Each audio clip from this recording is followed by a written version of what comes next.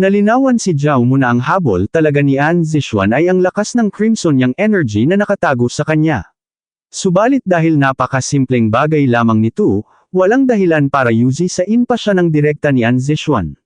Nang sabihan siya nitong pag-isipang mabuti ang kanyang tugon, napagtanto ni Zhao Mu na malamang ay gustong ilihim ng kanyang master ang usaping ito kaya ginawa na lamang dahilan ang pagkuha sa kanya bilang disipulo upang madali siyang mabantayan at makontrol. Dahil dito, nakangiting sumagot si Zhao Mu na ginawa siyang alagad dahil sa kanyang pambihirang talento sa pag-eensayong espiritual. Bahagyang natawa si An Zishuan sa narinig at muling lumapit na may mapang-akit ng ngiti sa mga labi. Sinabi nitong tumpak ang kanyang naging sagot at wala nang iba pang dahilan bukod doon. Pinuri pa siya nito bilang isang matalinong tao na hindi na kailangan pang sadyang paliwanagan dahil batid na niya ang totoong ibig sabihin nito. Tiniyak naman ni Zhao Mu na mananatiling lihim ang bagay na ito at walang ibang makakaalam. Matapos marinig ang kasiguraduhang ito ay agad na tumayo si An Zishuan at lumisan, kung saan pagkaalis nito ay pumasok naman sa silid sina An Leilei at An Yuan na may dalang mga pagkain at inumin para magbigay galang sa kanilang master. Bago tuluyang umalis sa pamamagitan ng paglikha at pagpasok sa isang dimensional na lagusan, nag-iwan ng utos si An Zishuan sa dalawang babae na ihatid si Zhao Mu sa isang tirahan sa kuweba, ihanda ang kanyang matutuluyan, at bigyan ito ng isang access token na agad namang tinugunan ng dalawa ng may pagsunod. Nang mapag-isa na sila, kinawean sila ni Zhao Mu at masayang sinabing muli silang nagkatagpo. Kung si An Yuan ay napasimangot sa kanyang inasal, masigla naman siyang binati ni An Leilei. Mabilis na lumapit sa kanila si Zhao Mu at binalot ng kanyang mga bisig ang kanilang mga baywang habang nagrereklamo na kahit nagkausap na sila ng masinsinan noon ay hindi pa rin niya alam kung paano sila tatawagan. Nakasimangot na umiling si An Leilei at sinabing hindi niya ito ipapaalam, ngunit sinita siya ni An Yuan at sinabing dapat silang maging mas magiliw dahil matagal pa nilang makakasama ang kanilang kuya sa mga susunod na araw. Dahil dito ay malambing na nagpakilala si An Leilei at sinabing ate niya si An Yuan, sabay dagdag na mas makikilala pa nila ang isa't isa kapag palagi na silang magkasama. Binanggit din nito na bagaman mga manika lamang sila na pinapakilos ng mahika, nakakaramdam pa rin sila ng pait at sakit kapag nasusugatan ang kanilang katawan. Sambat naman ni An Yuan, sadyang walang modo si Zhao Mu at walang pakundangan sa mga kababaihan. Napangiti na lamang si Zhao Mu sa kanyang isipan habang sinusuri ang dalawa, napansin niyang ang nakatatanda ay saplada at mapagmataas samantalang ang nakababata naman ay banayad at mabait, kaya naman pumasok sa isip niya na mukhang magiging kapana-panabik ang pagsasama nilang ito. Upang maiba ang takbo ng usapan, itinanong niya kung ano ang nakahanda sa mga dala nilang lalagyan. Nagpaliwanag si An Yuan na ang dalang karne ay nagtataglay ng asensyang dugo mula sa isang blood dragon na nasa divine transformation realm na nakuha ng banal na anak ng Myriad Demon Forest, na nag-iwan pa ng 2,000 jin para sa kuwebang matutuluyan. Gayunpaman, sumingit si An Leilei at sinabing matagal nang hindi kumakain ng mga karaniwang pagkain ang kanilang master kaya mas mabuting gamitin na lamang ito para sa pagpapalakas ng pangangatawan ni Zhao Mu. Nang tumalikod si An Leilei ay bigla siyang hinampas ni Zhao Mu sa likuran na ikinagalit ng husto ni An Yuan. Sinigawan niya si Zhao Mu at sinabing napakaloko nito sabay tanong kung bakit bigla na lamang itong kumilos ng ganoon kabastos. Tumawa lang si Zhao Mu at nagtanong kung sa tingin ba nila ay kailangan pa niya ng tulong ng pagkain upang mapalakas ang kanyang sarili.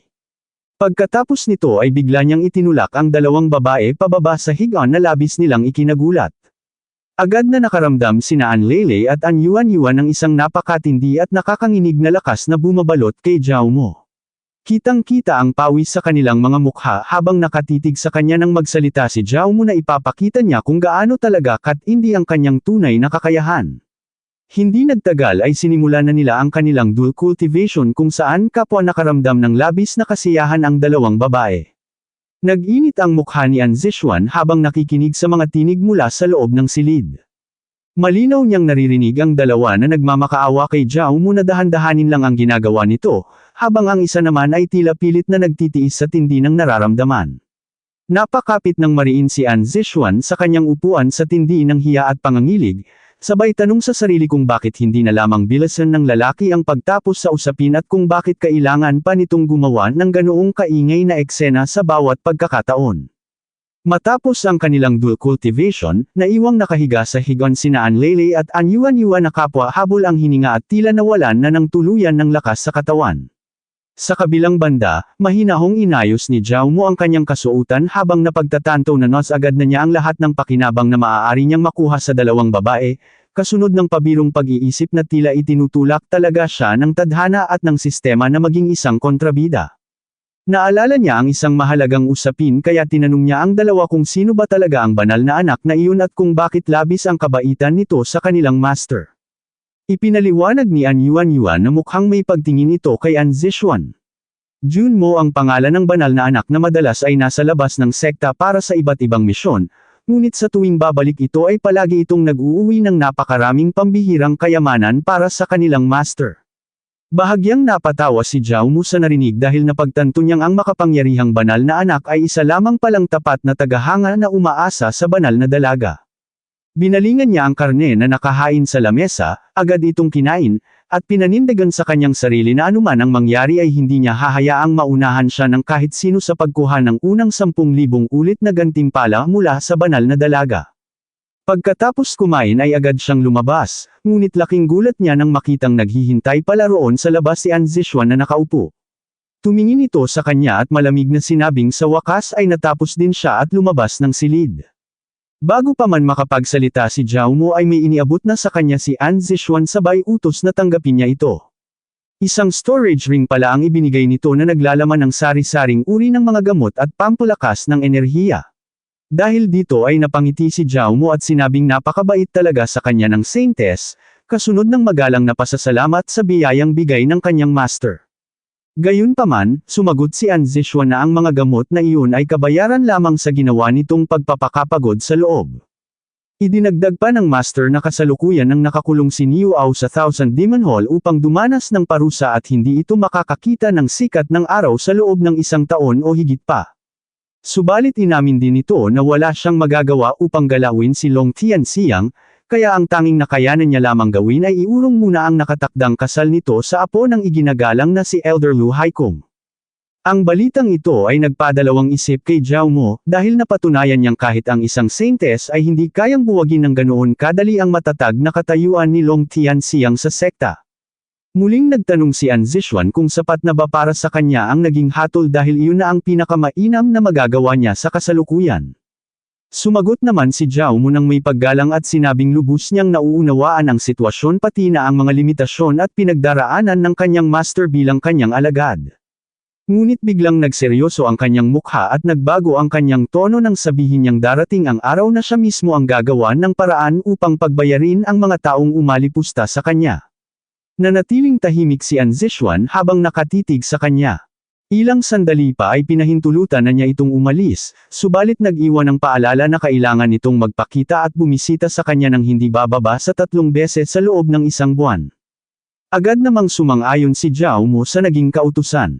Ngunit bago tuluyang tumalikod ay may idinagdag pa si An Zishuan na huwag itong magpapakamatay hanggat hindi pa niya lubusang napapakinabangan ang tunay na halaga nito. Isang ngiti lamang ang naging tugon ni Zhao Mo bago tuluyang humakbang palabas ng kuweba. Habang naglalakad ay nakaramdam siya ng kaunting kapaguran kaya napainat siya sabay isip na malapit na niyang makuha ang unang 10,000-fold return mula sa Saintess. Habang pinagmamasdan ang paligid na napapaligiran ng makakapal na ulap, sumagi sa isip niya na ngayong isa na siyang direktang alagad ay oras na para pumili siya ng sariling teritoryo sa inner sect upang doon magtayo ng kanyang sariling pinagpalang tirahan sa yungib. Subalit natigil ang kanyang paglalakad nang may biglang tumawag sa kanyang pangalan mula sa likuran. Nagtatakang lumingon si Zhao Mo nang marinig ang tanong kung siya nga ba ang lalaking nagngangalang Zhao Mo. Sa kanyang harapan ay nakatayo ang isang kakaibang babae na may mapuputing buhok at 2 sungay sa ulo. Nakasuot ito ng mabilis makatawag pansing kasuotan na may disenyong polka dots at may palamuting kampanilya sa kanyang leeg, na sa unang tingin pa lamang ay malinaw na isang nilalang na may lahing toro. Ito na po nagtatapos ang ating kabanata, abangan ang mga susunod pa nating upload. Huwag din kakalimutang mag-like, share, subscribe at i-click ang notification bell, para lagi kayong updated sa mga susunod pa nating mga video.